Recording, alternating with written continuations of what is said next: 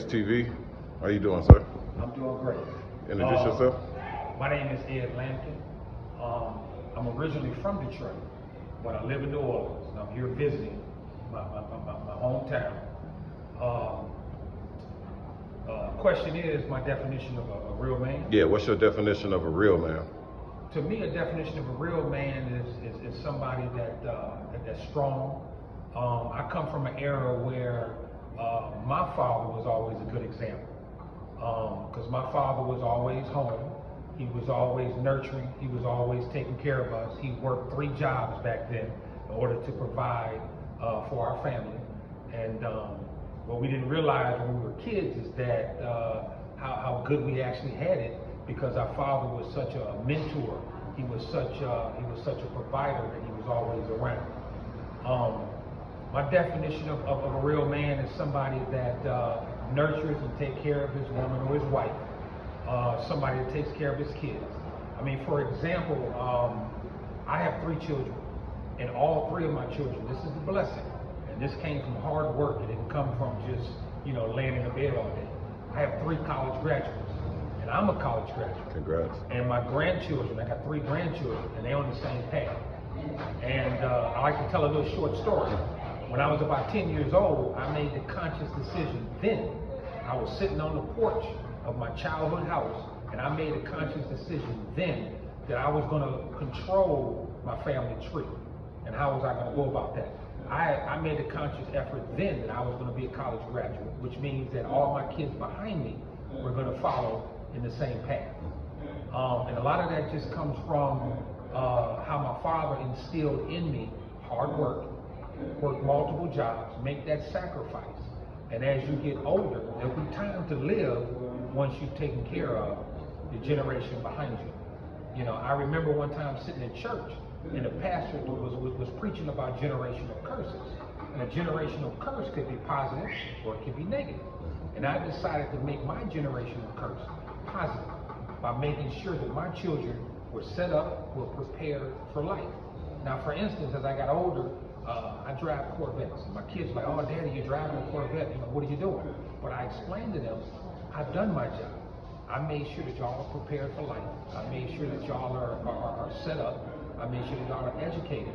That way, when you go out in life, there's no returning. You don't have to return because I've set you up for success in life. Right. So let me ask you this. Because you sound like your father deserve a lot of credit for the man you become. Yes. What advice do you have for the young men who don't have a father in the home, or just a male role model in their family, to help them understand what manhood is? What advice would you give them right now? Well, I mean, when I was growing up, you didn't have to be, any positive man could be your father.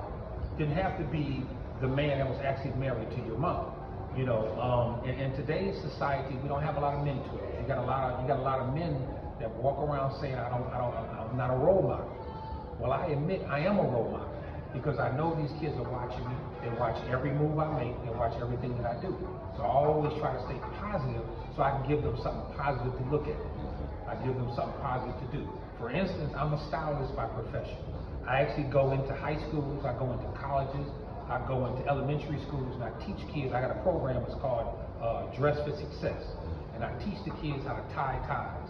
I teach them how to do interviews. I teach them how to just prepare for the job world. I teach them, just educate them on how to write resumes and things of that nature.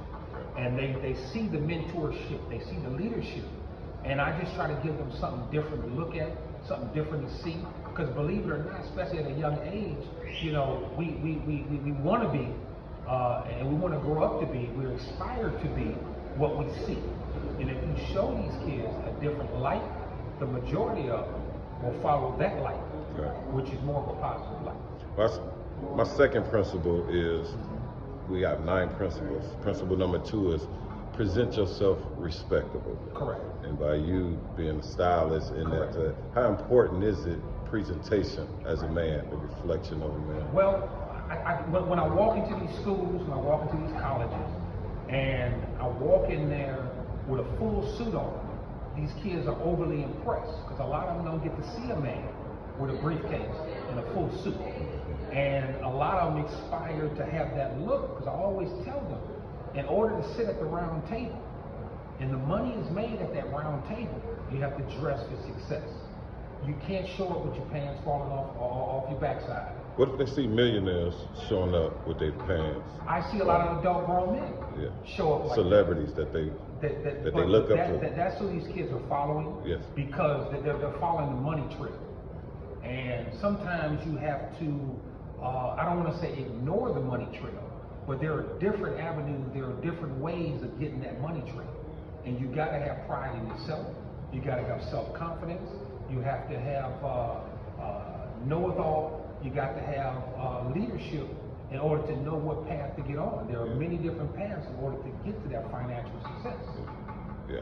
Thank you. Can you give a shout out to Men Makers TV? A shout out to Men Makers TV.